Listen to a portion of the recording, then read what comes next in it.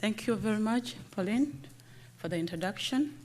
I would like to call Yannicka to come up here so we do the presentation together. I'm very grateful for the invitation to speak about my work. We had an opportunity and a very fascinating experience with Yannicka while working on this project. And at the end of the CAPREx fellowship, we were able to produce 6 papers. Some are out and others are on the way. So we are really grateful. And actually the work is continuing. We are yet to come back to you to tell you to ask for more funding. When you read the title of my presentation, The Professor Hit the Kid, I know you have so many questions and you're wondering what really happened to this professor. How did he hit the kid? And this takes us into understanding what youth urban languages are in Uganda. I'll take you through what youth urban languages are as a global phenomenon, because they are not only in Uganda, but across the world. Again, youth urban languages practiced in Uganda and their characteristics, yes, they might share some similarities, but there are particular characteristics that label Uganda youth urban languages. And we shall look at the linguistic strategies which the speakers use to expand their lexicon.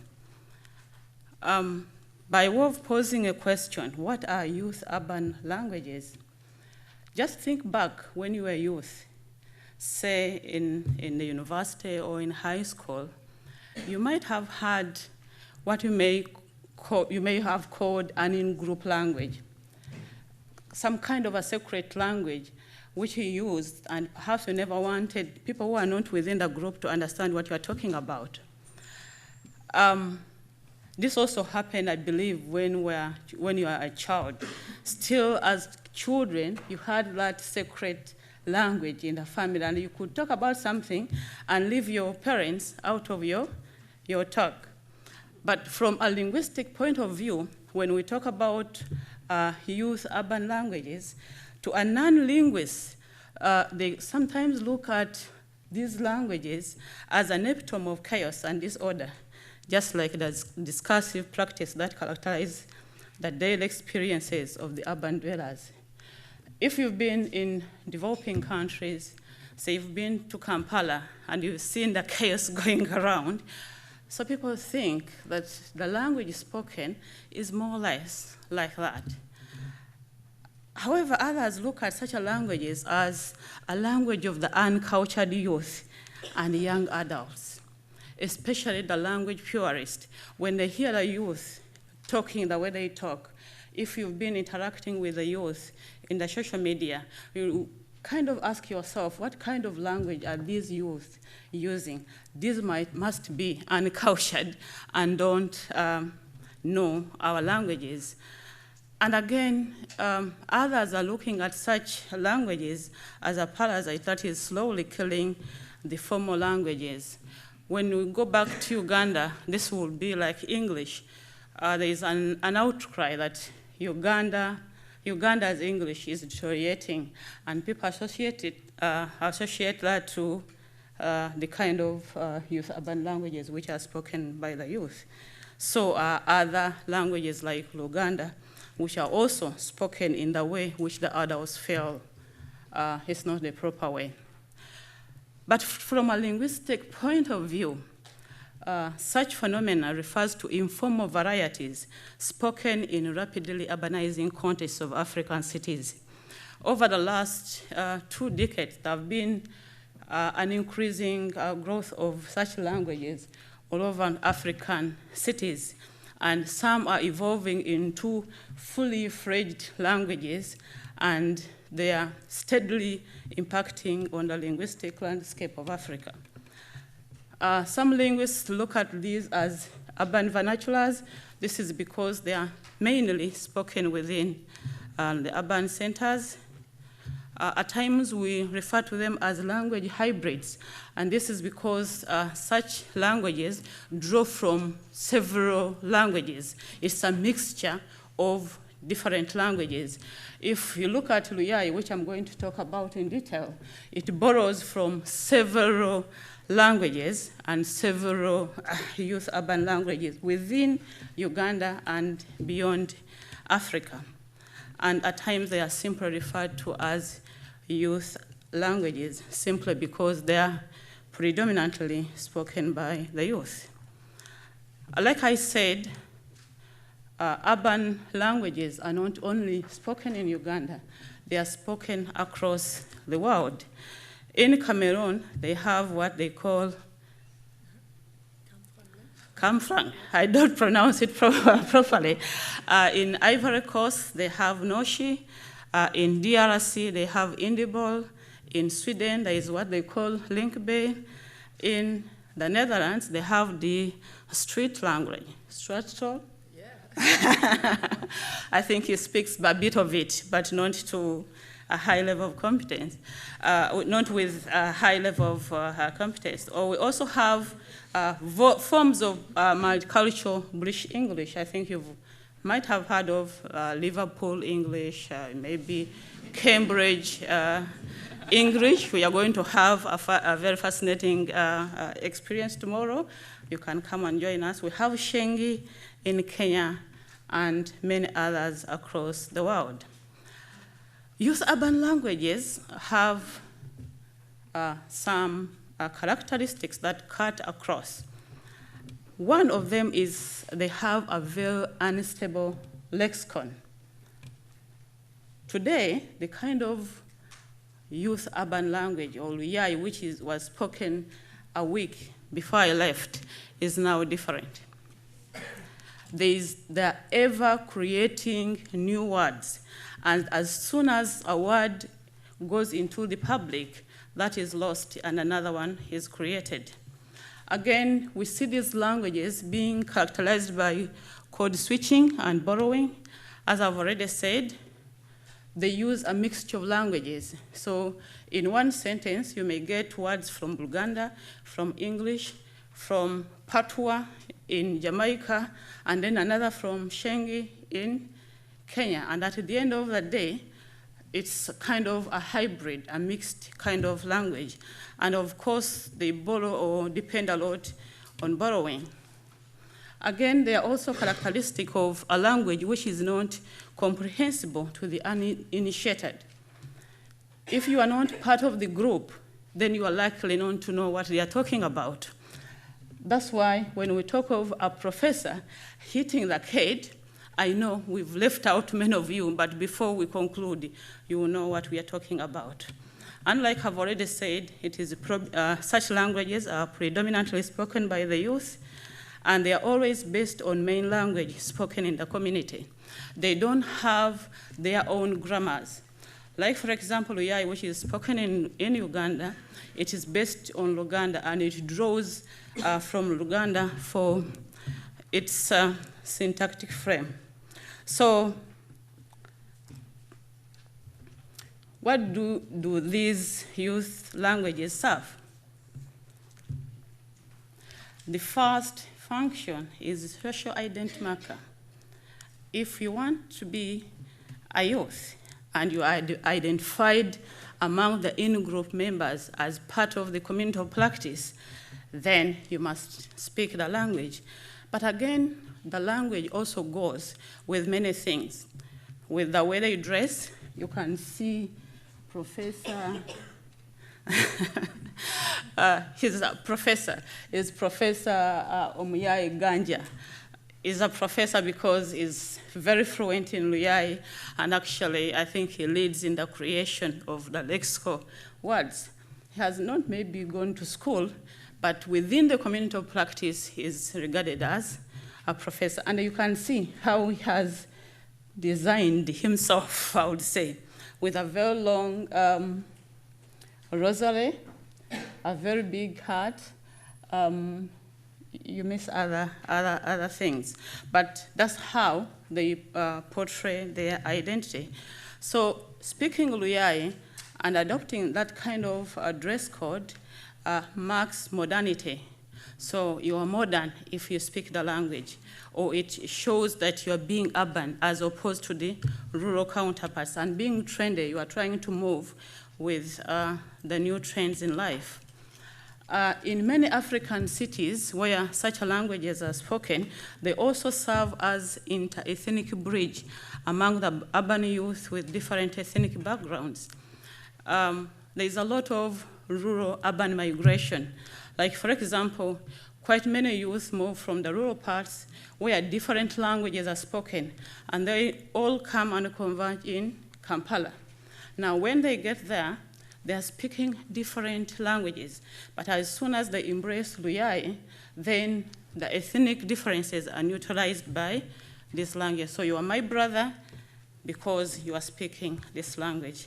And of course, youth urban languages function as a way of keeping everything secret to the others. So they serve as a secret code, and by that way exclude the uninitiated. There are quite a number of youth languages in Uganda, but there are two leading ones. The first one is Luyai, which is based on Luganda, and I'll be talking about that today. And then Urban English, which is based on Ugandan English variety. For those who have not been to Uganda, that is Uganda. And as I said, youth urban languages are spoken mainly in urban centers.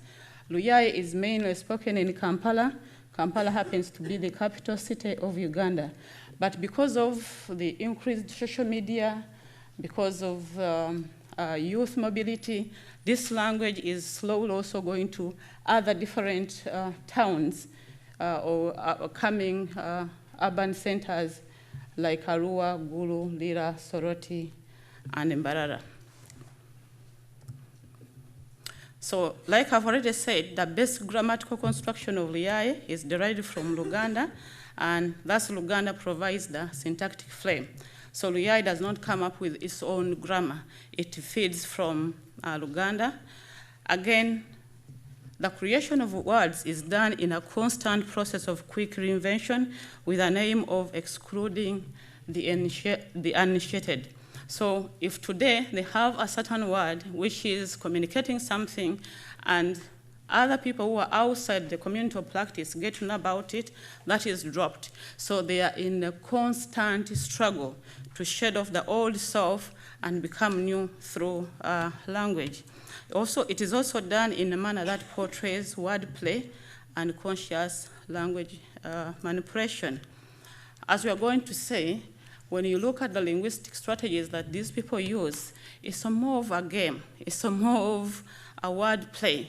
But again, despite that, we see some linguistic principles in terms of strategies also manifesting. Broadly speaking, there are two ways of how these people expand their lexicon. One is through borrowing, that is lexical and affix borrowing, as well as semantic manipulation. In terms of lexical borrowing, we see Luyai borrowing from Kiswahili, from Shengi. Shengi is a youth urban language which is spoken in Kenya. We see Sudanese languages also, and then English. My recent study also revealed that Luyai speakers are heavily borrowing from Jamaican slangs, especially patois. And you are going to have a lot of fun with that tomorrow. We are not going to have it in this presentation. So what happens to the loans? After these people borrowing from all these languages around them, they normally semantically change these words. So for example, they borrow a word like front page to mean forehead.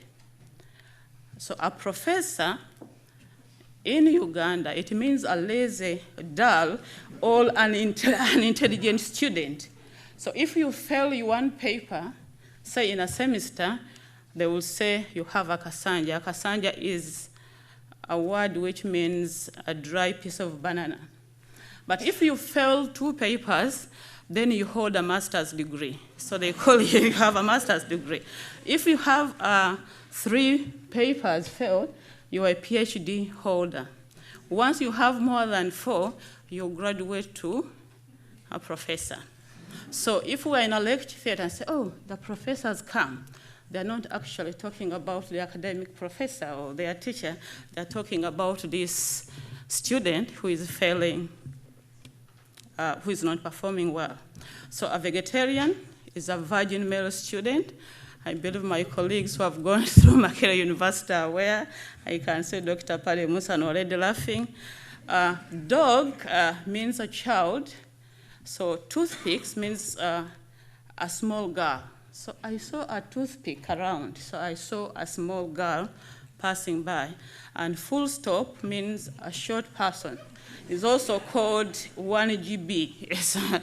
She's a 1 GB, meaning that person is short. And then arcade is used to refer to a lecture room. Therefore, a professor hit the arcade means a poor performing student attended lectures. Apart from borrowing lexical items and semantically changing them, they also borrow affixes. For example, they commonly borrow the ing prefix, which is read as inga in uyai, and then it is attached to borrowed English stems. Let us take an example of the word design. So on that, they will add ing and come up with a verb, okudesigninga. So we can say, Sophia tujja mu designinga litayito eryakabi, which literally means we shall design Sophia with a dangerous title. But in Luyai, this simply means we shall give Sophia a beautiful name. Whenever you join their community of practice, whenever you become a Luyai speaker, you are given a name. So you will find several names in Uganda. We say Dr. Chameleon, Emperor, I forget some of them, Emperor Orlando, Dr. Chameleon, King Size, and all that. So whenever you're part of the practice, you are given a name. Again, like for example, they borrow the prefix ma, which they attach to nominal and adjective stems from English to derive nouns. So you have wire, you prefix ma and get mawaya, and that would mean a mad person. Steady, you add m, you have mastede to mean news. Mastede chi boy, what news? Smart, smart would mean clothes. Side, maside would mean home. And then target, target would mean a mission. And now such a word will be used with those who target stealing people from the street. So target, they will mean there is a mission going on and anything can happen. So Luyai also expands this lexicon through semantic manipulation, and mainly they use 4 strategies. That's through metaphor, metonymy, hyperbole, and antonymy. In a way of exemplifying how they use metaphors, this is where they extend or change the meaning of an existing word with a meaning in another field. So X is like word. For example, kusuna guitar is a Luganda phrase, which means to play a guitar. But in Luyai, it means scratching. And this came up when we had not received enough medication for HIV, and people used to scratch a lot. So as you scratch your body, you are like you are playing a guitar. So now they say Saudah is playing a guitar. Saudah is scratching a lot, maybe because of HIV. Okwebika blanket in Luganda means to cover yourself with a blanket. But in Luyai, it means to smoke marijuana. Many of the youth, especially those who stay on the street, of course they don't have blankets, but once they have smoked the marijuana, that's enough for them, and they will not feel the coldness. So once you have smoked it, you have covered yourself with a blanket. The same way they use metonyms, this is using one entity to refer to another that is related to it. Again, they borrow a phrase from Uganda, which is okujjako ettala, which literally means to switch off lights, but it means in Luyai to sleep. So I can say, Wilbur, switch off the lights, meaning Wilbur, go and sleep. Again, they also use metonymy, and this is where they use one entity to refer to another that is related to it. I've already exemplified okujjako ettala, and then also they use ekizike. Ekizike now means in Uganda a gorilla, but in Luyai it's used to mean a 50 note. So I can say Professor Nasinyama gave me a gorilla, would mean that he gave me a 50,000 note, just taken by the symbol of a gorilla, which is appearing on that note. Sometimes they also use what we call hyperbole, use of exaggerations. Like, for example, they will say, oyo dem atawanyikanga bat, which literally means that that woman runs like an iron sheet. An iron sheet in Luyai means an airplane. So that means that woman runs very fast. Another example is of Yalide Amatogero Kasa. He ate 1,000 drums, meaning he ate a lot. Again, it is also very common in Luyai to use antonyms, whereby they use the opposite of what you mean. And one interesting example is okwesala obwero. Okwesala obwero, again, is a Luganda phrase which means to be dressed in torn old cloth. In Luyai, it means to be smartly dressed and in expensive clothes.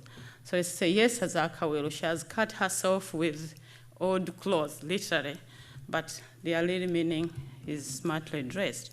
So I can say, Pauline, yes, Aze, Obwelo. Pauline is dressed well. Conclusion. Why is this interesting and important to us as perhaps linguists and non-linguists? One, studying youth language helps us to understand our linguistic capacities as human beings, because the development of language is not random. There are rules and regularities. Much as we've already said, it's a kind of a game. It's a word play. But underneath we see that human beings have the capacity to develop their language based on rules and regularities. Again, studying youth languages help us to understand Luyai is important as part of our understanding what makes our identities and individuals and groups. So if we get to understand how these languages are spoken, who speaks them, then we get to know what makes us different. Again, understanding Luyai is important for communication with the youth. The recent population survey, which was carried out in Uganda, indicated that Uganda's population is composed of 70% of the population, is of the youth. So if we ignore them and just look at what the language you use as a parasite, as a language which is useless, then you are going to miss, will not be able to communicate with them. And actually, a recent study that was carried out in Uganda, the donors were wondering, we've invested a lot of money in HIV, but we were wondering why HIV is on the increase. And a survey was carried out asking the youth, why aren't you changing your behavior? And one of the findings was, speak our language. And I'm glad that so many adverts now are embracing youth urban languages. I would like to acknowledge CAPREx, which funded my research stay at Cambridge, the Our Brother Fund, which sponsored our fieldwork, the Center of African Studies, which hosted me for 6 months, my collaborator, Dr. Yanaka Van Val, Makerere University, which granted me leave to come here, and my language assistant, my language consultants and student assistants. And before I wind up, I would like to ask Yaneka to say hi.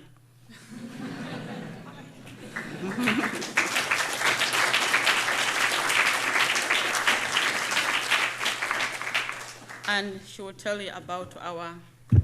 Just very briefly, we were invited to give a talk together, and we decided it would be best for Saudah to present her own research, and rather than mix it up with the other project that we've been doing together on information structure in Uganda. But this is what we're going to do tomorrow and together, which should be a lot of fun. Discovering how students at Makerere University use English and what kind of words they borrow and how you can go about making your own secret language. So do come along for that as well. Thanks.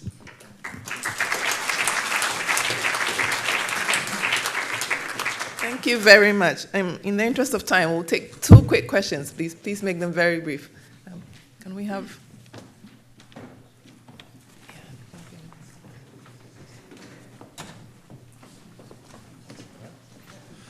Hi, Saudah. It's nice to see you again.